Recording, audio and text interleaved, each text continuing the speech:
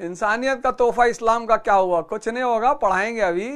अबे तुम लोग का कोर्स खत्म करा दे भैया, नहीं फिर चिल्लाओगे पढ़ाते नहीं है पढ़ाते नहीं है। तो अब इस किताब को हम लोग खत्म करने जा रहे हैं। उससे पहले मैं आप लोगों को कुछ बता दूं। मेरा प्रोग्राम यह था कि जब मैं एंशिएंट इंडिया खत्म करूंगा तो आज मैं कुछ लर्न एंड अर्न के बारे में आपको बता दूं, उस प्रोग्राम के बारे में, लर्न एंड अर्न।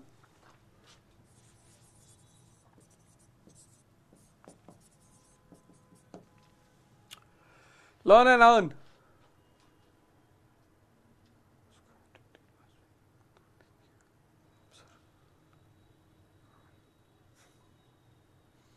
क्लास के बाद बताऊं। आकाश कुमार यादव क्या हाल है? नीरज सिंह राजपूत,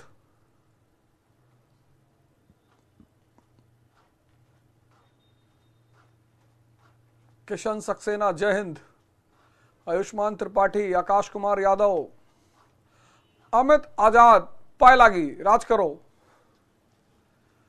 कैसरगंज से सांसद हो जाओ, माधव शिंदे जय हिंद, सूर्यांश सर मारा हारमोन्स मुझे कंट्रोल कर रहा है, कैसे कंट्रोल करूं इनको, पढ़ाई पर भी फोकस नहीं हो रहा है, सोच रहा हूं। हो जाएगा हो जाएगा हो जाएगा।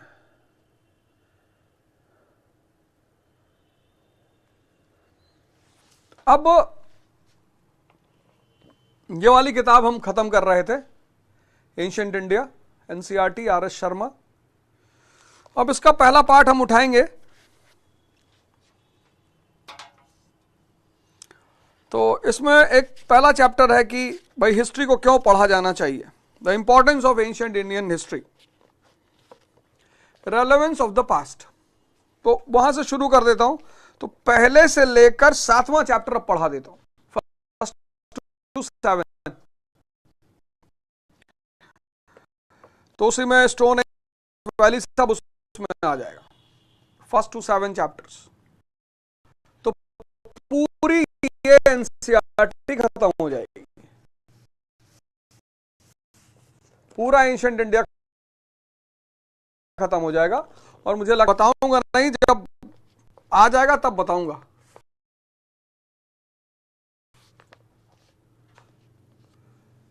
पैसा किसके लिए दिए हो?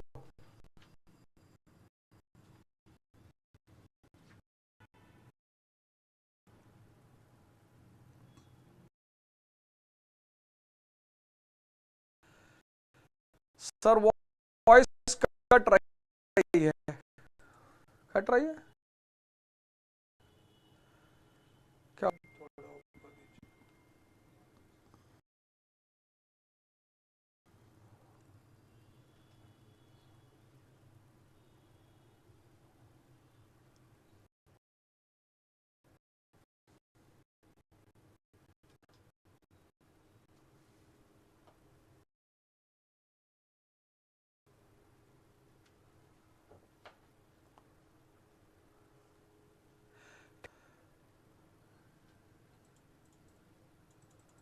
बफरिंग हो रही, थोड़ा सा कनेक्टिविटी नहीं बन पा रही है। क्या हुआ? ठीक हुआ?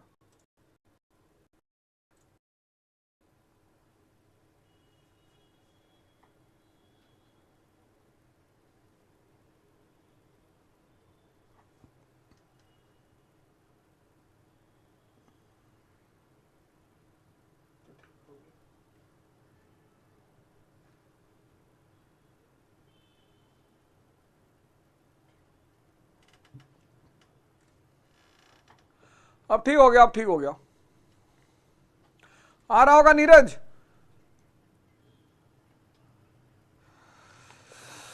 Importance of ancient Indian history. Religion बेटा कल्चर में पढ़ाएंगे, 1000 बार बोल चुके हैं। रिलीजन पिलीजन पे कहां, अभी पहले एंशिएंट इंडिया खत्म कर लो, तब रिलीजन मेडिवल पढ़ा दें, मॉडर्न पढ़ा दें, फिर कल्चर पढ़ा देंगे, बस एंशिएंट पूरा खत्म।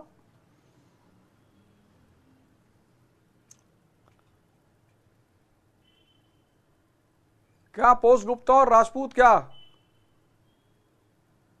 चलो ठीक है, तो अब क्लास के बाद इस पे चर्चा करेंगे लर्न एंड अर्न पे, क्योंकि मेरा इरादा था कि पहले मैं पूरा एंशिएंट खत्म कर लूं, तब जो है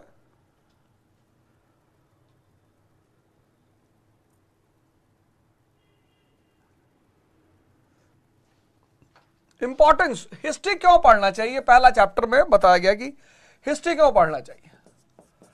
अब हिस्ट्री के दो डेफिनेशन है, एक एकेडमिक डेफिनेशन जो हमें रटाया जाता है, एक अप्लाइड डेफिनेशन। दो डेफिनेशन, हम जो भी करते हैं, मैंने कहा ना पढ़ाई इतनी प्यारी चीज है दुनिया में, इतनी,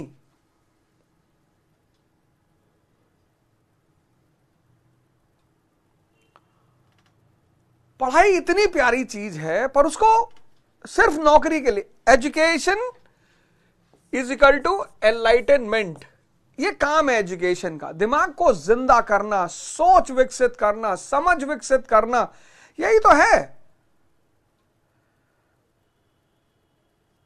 एजुकेशन। रटने के लिए, तोता बनाने के लिए, डिप्रेशन के लिए, फ्रस्ट्रेशन। 81% लिटरेसी रेट इस कंट्री का, और 60% लड़के सिगरेट पी रहे, दारू पी रहे, तंबाकू खा रहे। लानत है इस देश की शिक्षा प्रणाली पर, लानत है भाई साहब, लानत है, लानत है इस देश की शिक्षा प्रणाली पर जो स्त्री का सम्मान करना नहीं सिखा पाई।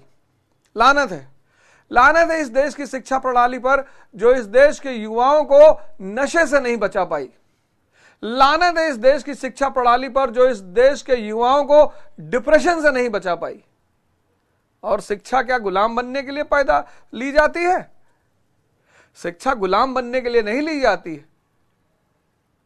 जो देखो वही गाया जा रहा है। क्यों पढ़ रहे हो जी? नौकरी करेंगे। अरे नौकर बनने के लिए पैदा हुए हो? हाँ, नौकरी कर सकते हो, मैंने भी की है कई जगह, लेकिन अपने शर्तों पे की है, किसी की सुनी नहीं कभी। और वजह सिर्फ यह थी कि ज्ञान था, रटा नहीं कभी, कोई चीज नहीं रटी। तो शिक्षा एक बहुत बड़ी चीज है, बहुत बड़ी। अब हिस्ट्री पढ़ते हैं, ज्योग्राफी पढ़ते हैं, इकोनॉमी पढ़ते हैं। मैं सिलेबस डिस्कस करूंगा पूरा आईएएस का, पूरा सिलेबस आईएएस का डिस्कस करूंगा, बताऊंगा कि पेपर 1, पेपर 2, पेपर 3, पेपर 4 किसमें क्या पढ़ना है, कैसे पढ़ना है, क्यों पढ़ना है, किस सोर्स, ये सब मैं आपको बताऊंगा। आप टेंशन बिल्कुल मत लो, टेंशन लेने की कोई जरूरत ही नहीं। अंशु जाओ, तुम्हारा 100% मार्क्स आएगा, कल आराम से एग्जाम दो। तो एकेडमिक डेफिनेशन हिस्ट्री की यह है कि history is the study about past. अतीत के अध्ययन को इतिहास कहते हैं, यह एकेडमिक डेफिनेशन है।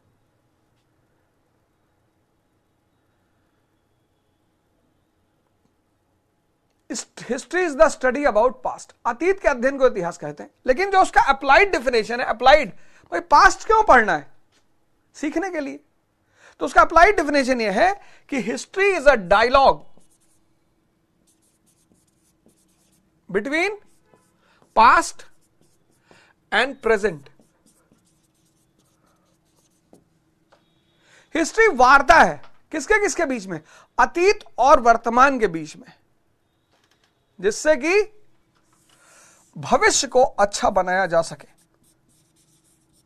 फ्यूचर को अच्छा बनाया जा सके। यह इसकी अप्लाइड डेफिनेशन है। History is the study about, history is a dialogue between past and present.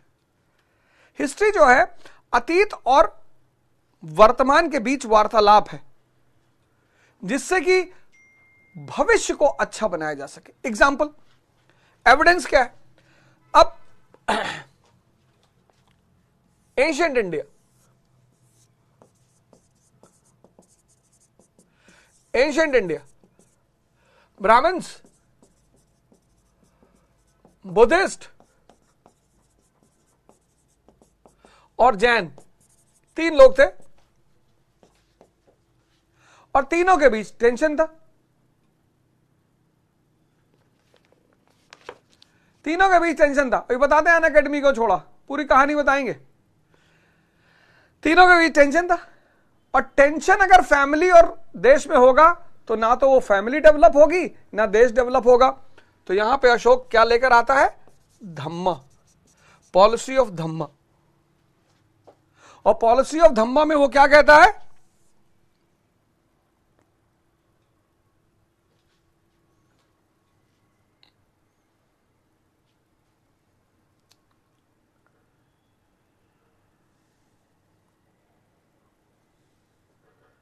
that every individual should know the basic principle of all the religion। सभी लोगों को सभी धर्मों का जो बेसिक सिद्धांत है वो जानना चाहिए। देखो आज की डेट में हिंदू मुसलमान को गाली दे रहा है, मुसलमान हिंदू को गाली दे रहा है, कह रहे वो बुर्का पहनते हैं, वो कह रहा है कि ये गाय की पूजा करते हैं। तुम जब नहीं जानते हो, सावन के महीने में शिवलिंग पर दूध चढ़ाया जाता है, और सारे शिव मंदिर या तो नदी के किनारे या तालाब के किनारे।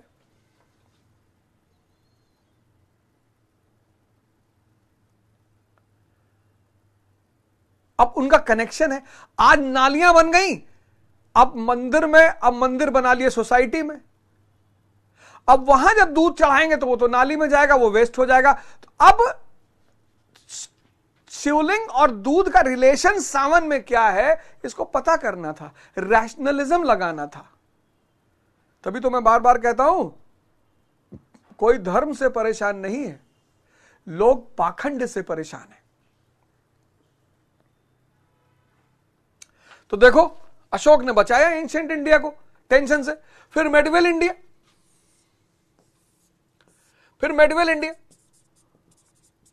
में फिर टेंशन हो गई।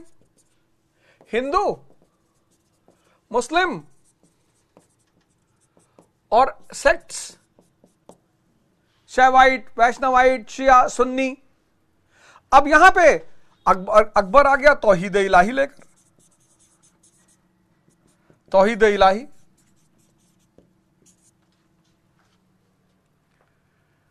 कि भैया सब का उद्देश्य एक है और सबको एक जगह जाना है।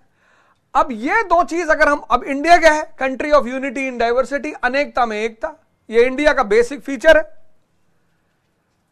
तो आज जो इंडिया है, आज जिस इंडिया को हम देख रहे हैं, जिस इंडिया में आज टुडेज इंडिया, हिंदू, मुस्लिम, क्रिश्चियन, आज इनके बीच टेंशन है। देखो क्या हालत हो गई है, देखो क्या हालत हो गई है। तो यह है पास्ट, यह है प्रेजेंट।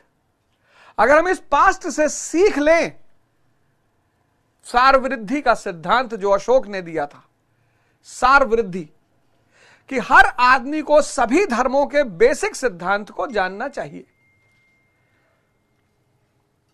इस्लाम कहता है सब कुछ छोड़ दो। अब तुमने मूर्ति को पकड़ लिया, मूर्ति के एसेंस को तुम नहीं समझ पाए। जब कोई चीज शुरू होती है तो बड़े अच्छी भाव से शुरू होती है, बाद में वो ट्रेडिशन बन जाती है।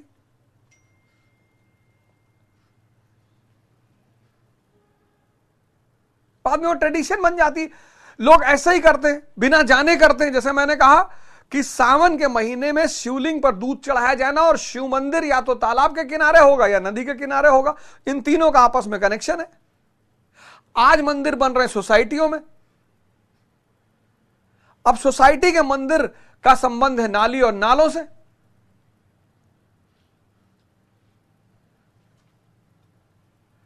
देखो महाकाल, उज्जैन, क्षिप्रा नदी के किनारे, देखो काशी, गंगा नदी के किनारे।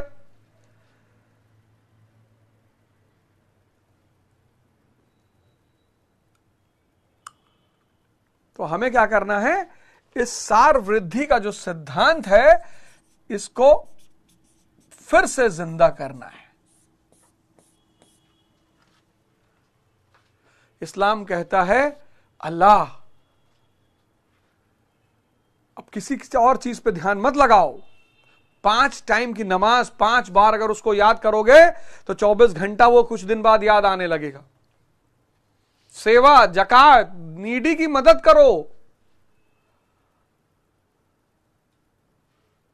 रोजा करो, सोल, हार्ट, मन, शरीर सबको प्यूरिफाई करो, और जब इंद्रियों से मुक्त हो जाओ तो वो कफन डाल लो और हज करने आ जाओ और इस दुनिया से बाहर आ जाओ, संसारी से बाहर आ जाओ, अल्लाह की शरण में आ जाओ, मुसलमान बन जाओ। ये इस्लाम का पूरा सिद्धांत है।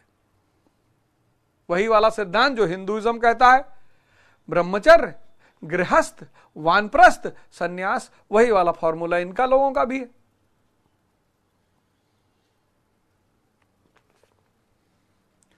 हज करके फिर आके ठेकेदारी कर रहे हो, नहीं माना जाएगा। अब कहां, अब तो उसकी शरण में चले गए।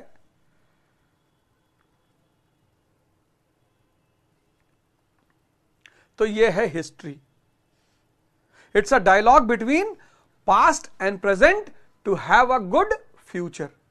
यह तुम्हारा पहले चैप्टर का एसेंस है, the importance of Indian, ancient Indian history. अब दूसरा chapter, modern historians of ancient India. अब कॉलोनियल हिस्ट्री, नेशनलिस्ट हिस्ट्री, फिर shift to non political history. अब अंग्रेजों ने इतिहास लिखना शुरू किया और अंग्रेजों ने जो इतिहास लिखा अपने हिसाब से लिखा। औरंगजेब को तो एकदम दिखा दिया कि एकदम डिवाइड एंड रूल करना था ना उन्हें। मैक्स मूलर एक शैतान है, अंग्रेजों का एजेंट है, जिसने भारत के इतिहास को इतना तोड़ मरोड़ कर पेश किया। 1857 रिवोल्ट, अंग्रेजों को पता था डिवाइड एंड रूल की पॉलिसी को बढ़ाना है। 1857 के रिवोल्ट के बाद नेशनलिस्ट धारा की शुरुआत। अब नेशनलिस्ट को कंट्रोल करना है, नेशनलिज्म को कंट्रोल करना है। तो आप देखोगे वहीं 1857 के बाद दो धाराएं और पैदा हो रही हैं। कौन सी? कम्युनल धारा और कास्टिस्ट धारा। मनुवाद मनुवाद मनुवाद मनु, अरे भैया, मनु स्मृति, नारद स्मृति, याज्ञवल्क्य स्मृति, ये सब फ्यूडलिज्म की किताबें हैं। अब आज जो मुसलमान अफगानिस्तान में रह रहा है वो कहे कि मुल्लाओं ने हमें परेशान किया, फ्यूडलिज्म।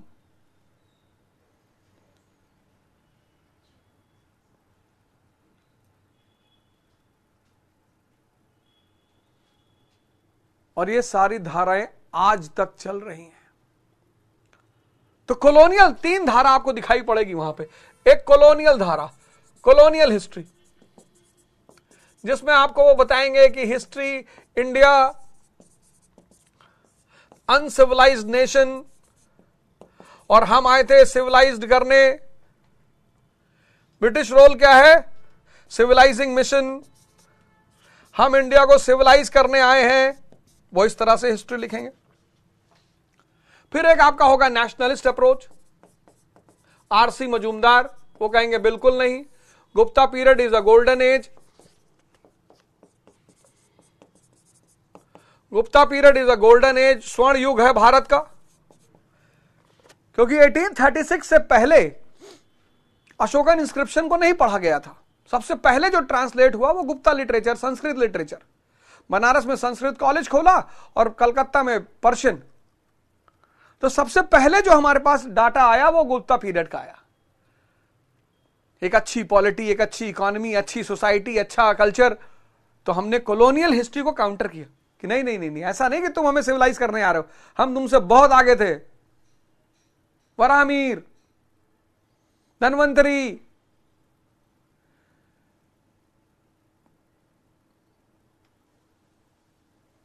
आर्यभट्ट, भास्कराचार्य, और फिर नॉन पॉलिटिकल हिस्ट्री। हिस्ट्री को पॉलिटिकल हिस्ट्री से ही जोड़ा जाता है। Non political, society, economy, culture. तो हिस्ट्री के ये तीन अप्रोच दिखाई पड़ते हैं, कॉलोनियल, नेशनल और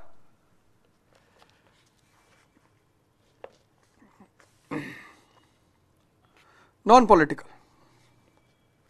अब हिस्ट्री, ये तो दूसरा चैप्टर हो गया, ये तुम्हें पढ़ना पड़ेगा। छोटे छोटे चैप्टर्स हैं, आउटलाइन बता दे रहा हूं, वो करना है तुम्हें। तीसरा चैप्टर है sources and history construction. Sources and history construction.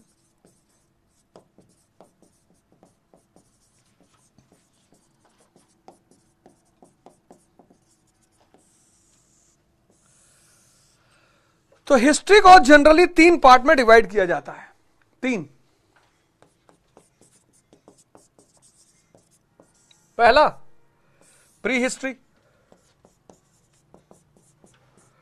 जिसको आज हम पढ़ेंगे, स्टोन एज। दूसरा प्रोटो हिस्ट्री। और दूसरा हिस्ट्री। अब प्री हिस्ट्री क्या है? वो हिस्ट्री जिसकी रचना सिर्फ आर्कियोलॉजिकल एविडेंसेस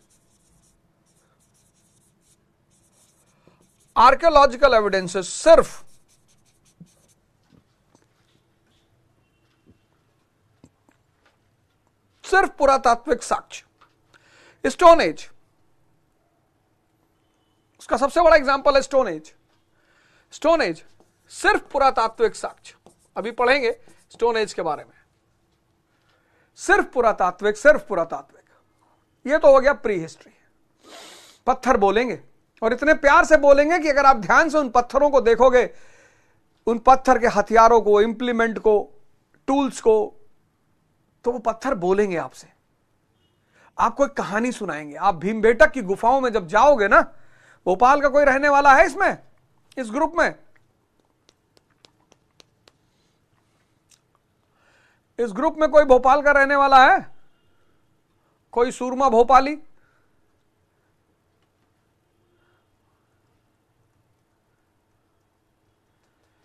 है?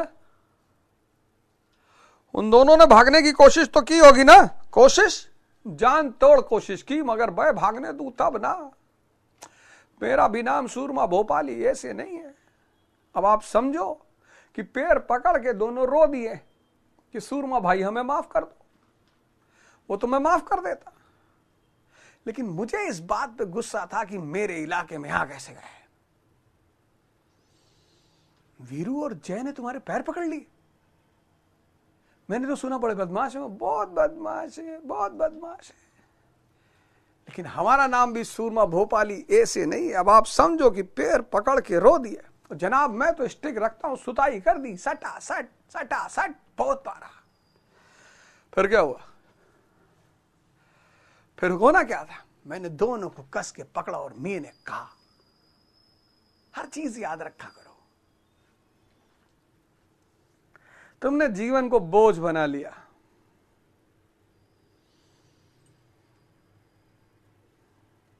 रटना शुरू कर दिया। धैर्य खो दिया। अभी दे दो, अभी दे दो। तुम्हारा बस चले तो अभी तुम शादी करो आज, कल सुबह बच्चा, उस शाम को तुम्हारा बच्चा बड़ा हो जाएगा और शाम को चला जाएगा रात में सब्जी लाने के लिए। ये तुम्हारी हालत है। तो भीमबेटक की जो गुफाएं हैं, वो गुफाएं इतनी कहानियां सुनाती। तुम कभी जाना उन भीमबेटक की गुफा, 40 किलोमीटर है भोपाल से, कभी जाना, वहां चित्र बने हुए हैं पत्थरों पे, और वो चित्र तुम्हें बताएंगे कि यार कहानी सुनाएंगे तुम्हें। तो प्री हिस्ट्री सिर्फ archaeological evidence, stone age. Proto history, literary evidence,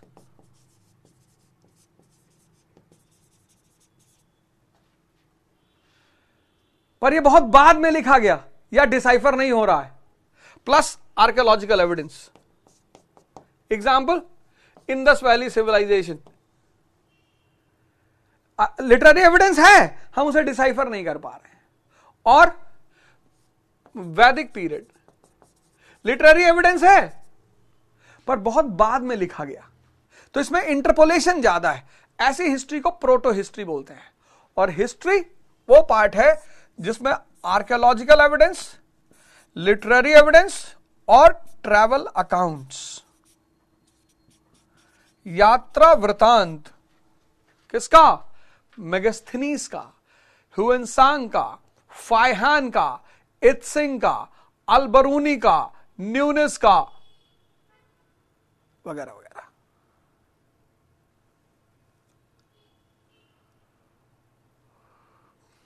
अब इन सारे सोर्सेस को लेकर हम जोड़ते हैं,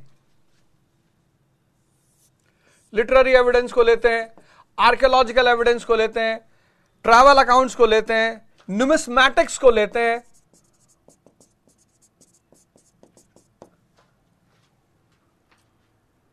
अब जब हम सातवाहन डायनेस्टी पढ़ेंगे तो हम देखेंगे कि जो शक रूलर है नाहपन, उसके 8000 सिक्कों पर गौतमीपुत्र सतकर्णी का नाम है, यानी उसको चलाए नाहपन ने, फिर नाहपन को हराया गौतमीपुत्र सतकर्णी ने। जब हराया तो सिक्के से पता चलती है सोवर्निटी। कैलेंडर और करेंसी और कैपिटल, ये तीन चीज राजा की सोवर्निटी बताती है, लिख लेना, कैलेंडर, करेंसी और कैपिटल। गुप्त एरा मतलब हम बॉस हैं, हम चलाएंगे एरा।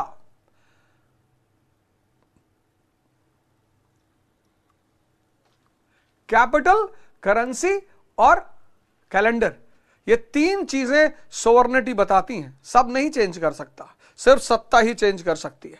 तो numismatics, the study of coins.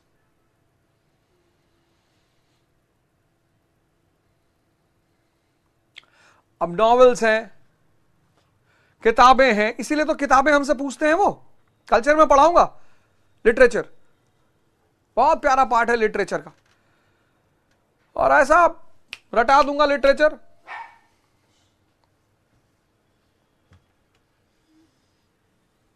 ये सारे इंपॉर्टेंट सोर्सेस हैं और इन सोर्सेस पे एनालिसिस, सिंथेसिस का पैटर्न लगाया जाता है। विश्लेषण करो, जोड़ो और फिर कहानी को बाहर निकालो। एनालाइज यानी विश्लेषण करो, सिंथेसिस यानी जोड़ो, और फिर इनसे कहानी को क्रिएट करो।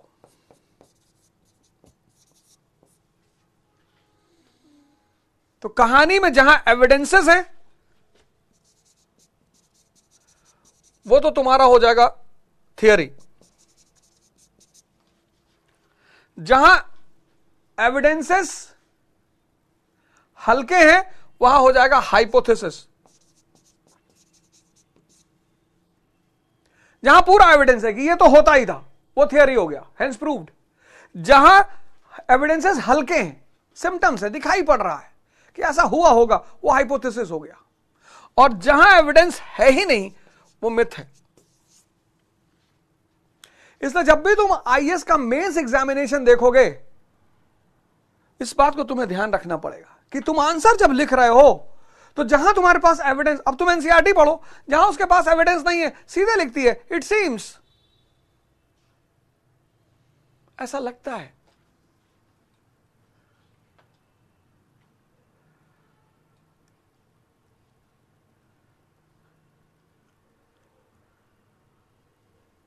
इट सीम्स, ऐसा लगता है।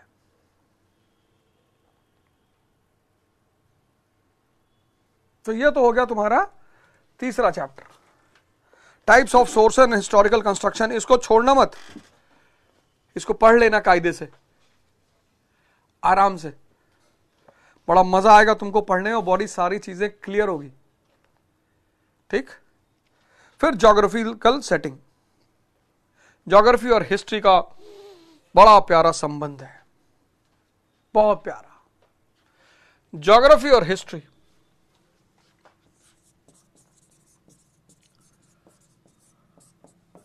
का बड़ा गहरा संबंध, कल्चर, इकोनॉमी,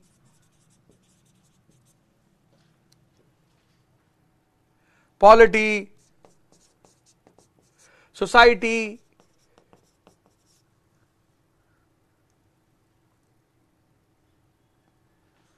सब ज्योग्राफी डिसाइड करेगी, सब।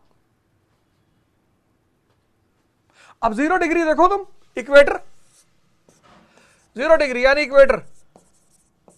यहां अर्बनाइजेशन कभी हो ही नहीं सकता, पूरा 0 डिग्री धरती का देख लो तुम, यहां कभी अर्बनाइजेशन हो ही नहीं सकता।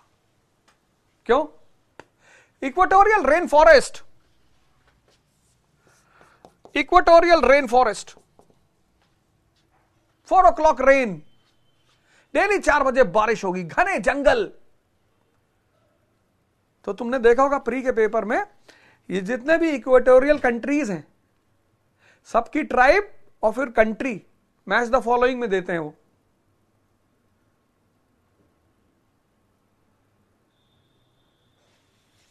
जीरो डिग्री पे कभी अर्बनाइजेशन हो ही नहीं सकता, संभव ही नहीं है।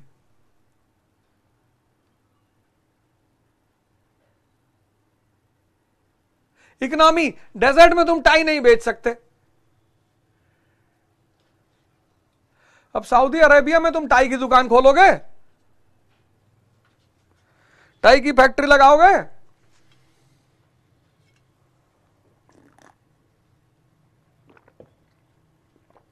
Culture, food habit and dress.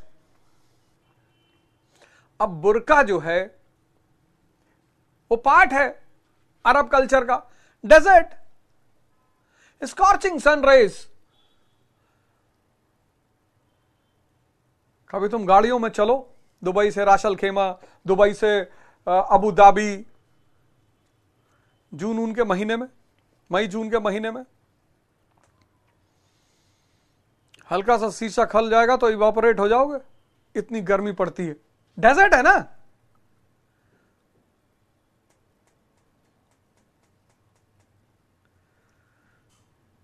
अब अरब का आदमी शराब नहीं पिएगा, ओल्ड मॉन्ग पिएगा तो डेड मॉन्ग हो जाएगा। एक तो 50 डिग्री सेल्सियस टेम्परेचर, ऊपर से गर्म चीज पिएगा।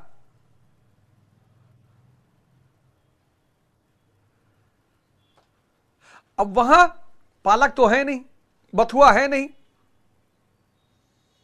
आलू है नहीं, तो मालिक ने एक फल दिया, खजूर। सारे मिनरल उसमें, बोले ले जाओ खजूर, है हजूर, खाओ खजूर। और जो आदमी जिसको डायबिटीज ना हो, वो अगर 5 खजूर अजवा दूध के साथ डेली खा ले, अभी गर्मी चल रही भी मत खाना, नहीं तो बवाल हो जाएगा, तो शरीर फौलाद का हो जाए, इतनी ताकत है खजूर में।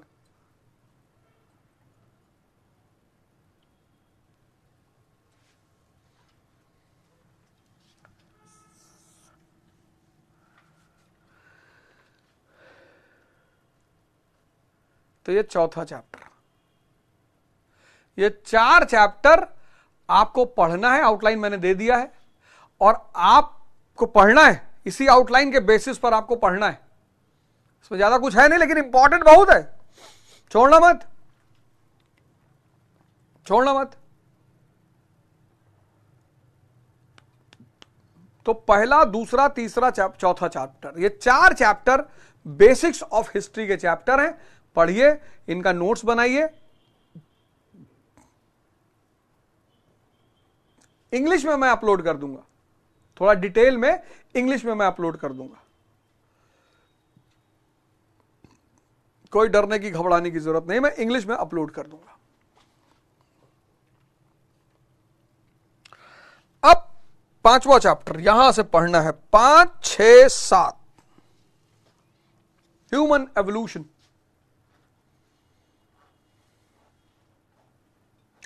मानव और पशु में जो सबसे डिफरेंशिएटिंग लाइन है वो क्या है?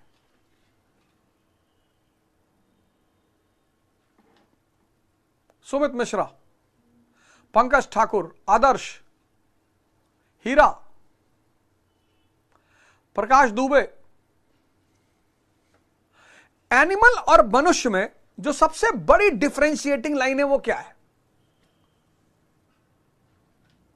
एनिमल हिस्ट्री क्यों नहीं शुरू हुई, ह्यूमन हिस्ट्री?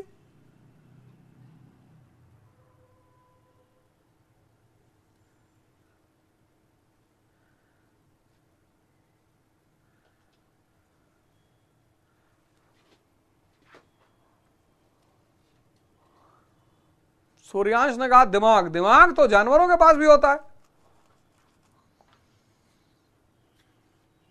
कभी तुम कुत्ता पालो घर में, देखना हैरान रह जाओगे, और खासकर जर्मन शेपर्ड अगर पाल लिया।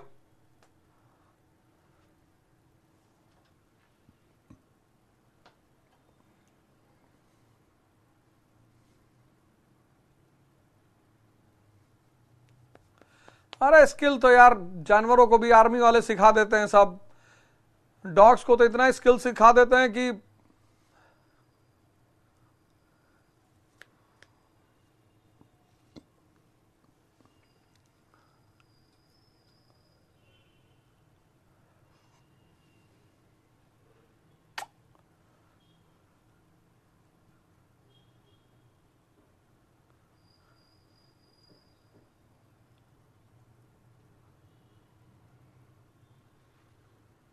सोशलाइजिंग। अरे तुमने वोल्फ के बारे में नहीं पढ़ा, उसका सोशल साइंस इतना स्ट्रांग है ना।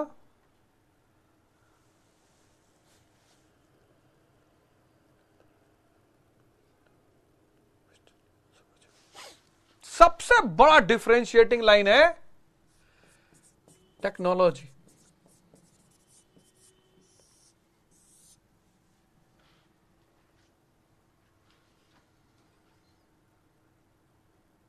Technology,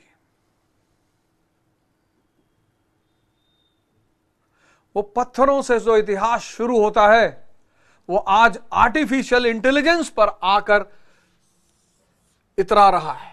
stone, lithic technology, lithic, इसको हम बोलते हैं lithic technology. Technology is a thing, lithic technology.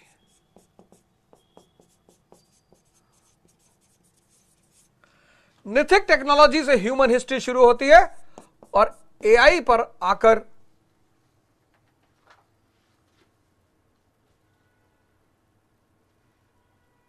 पूरी दुनिया को हिला रखा है टेक्नोलॉजी।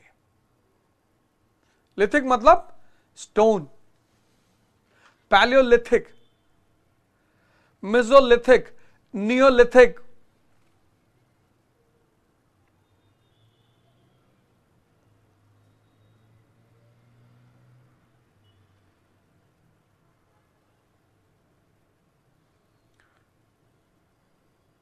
ये टेक्नोलॉजी इज अ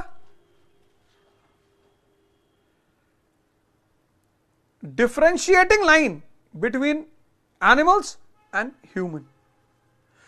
शेर हंटर था, हंटर है और शायद हंटर ही रहेगा। कुत्ता पालतू था, पालतू है और शायद पालतू ही रहेगा। लेकिन ह्यूमन बीइंग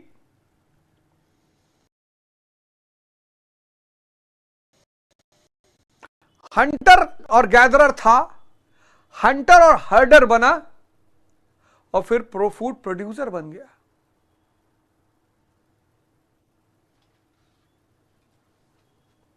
शेर हंटर था, हंटर है और हंटर ही रहेगा। कुत्ता पालतू था, पालतू है, पालतू ही रहेगा। लेकिन ह्यूमन बीइंग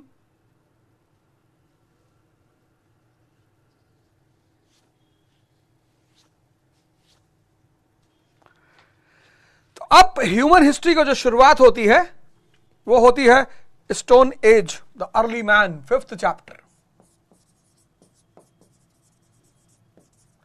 यहां से ह्यूमन की शुरुआत होती है।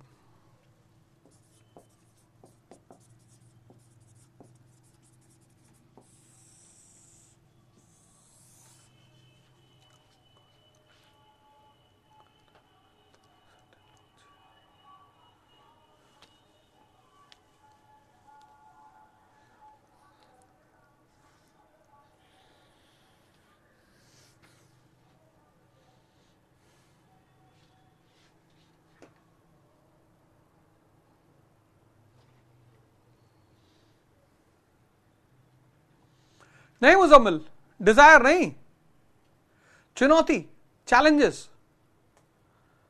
पोलर बेयर 0 डिग्री पे नहीं रह पाएगा, मर जाएगा।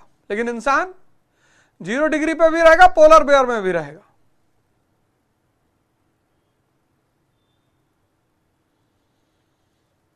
चुनौती को सॉल्व करने की जो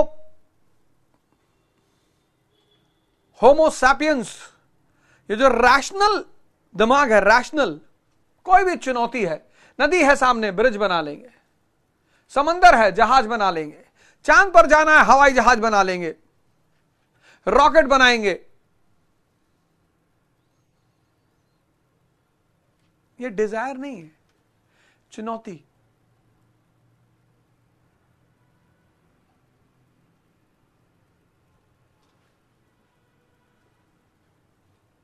डिजायर ने तो आदमी को दुखी कर रखा है।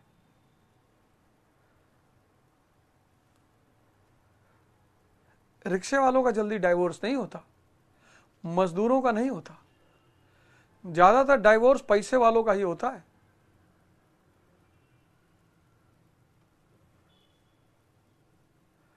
और यूरोप में तो शुगर डैडी का कॉन्सेप्ट ही चल गया है। लेकिन इससे पहले कि ये चैप्टर मैं शुरू करूं, मैं आपको लर्न एंड अर्न प्रोग्राम के बारे में बता दूं।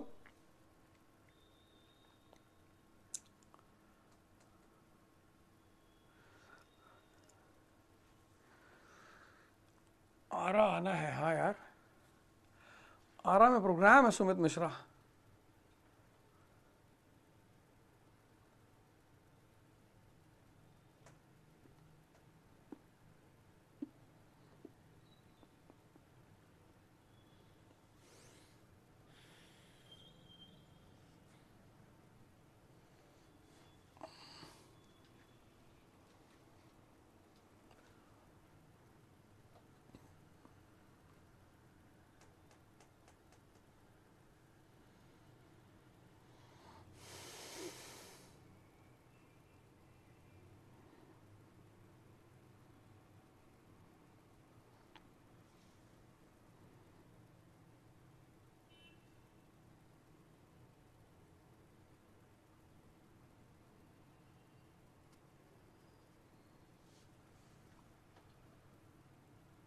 अरे लालजी प्रसाद,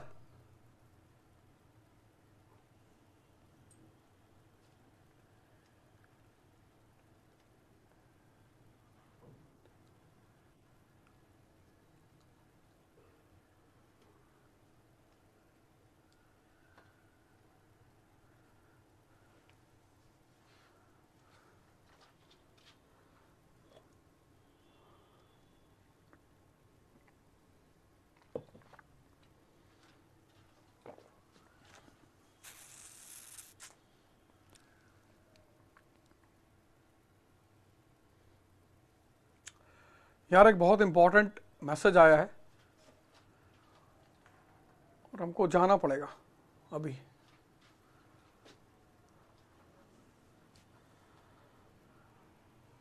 तो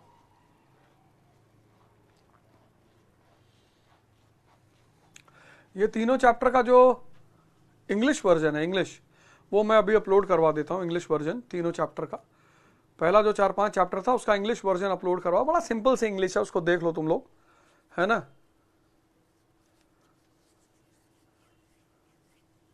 प्रकाश दुबे, ठीक है। अरे नीरज, पूरा आशीर्वाद है, प्रधानमंत्री बनाएंगे तुमको। एक अर्जेंट मीटिंग है यार, तो थोड़ा सा जाना पड़ेगा। बाकी जो पहला 4 चैप्टर है उसका मैं इंग्लिश वर्जन तुम लोग को अपलोड करवा दे रहा हूं आज, उसको पढ़ लो। और हिंदी मीडियम वाले हिंदी मीडियम से पढ़ लो, कोई दिक्कत होगी तो मुझे बताना। बाकी कल हम शुरू करेंगे स्टोन एज, ठीक है। ओके फिर, जय हिंद।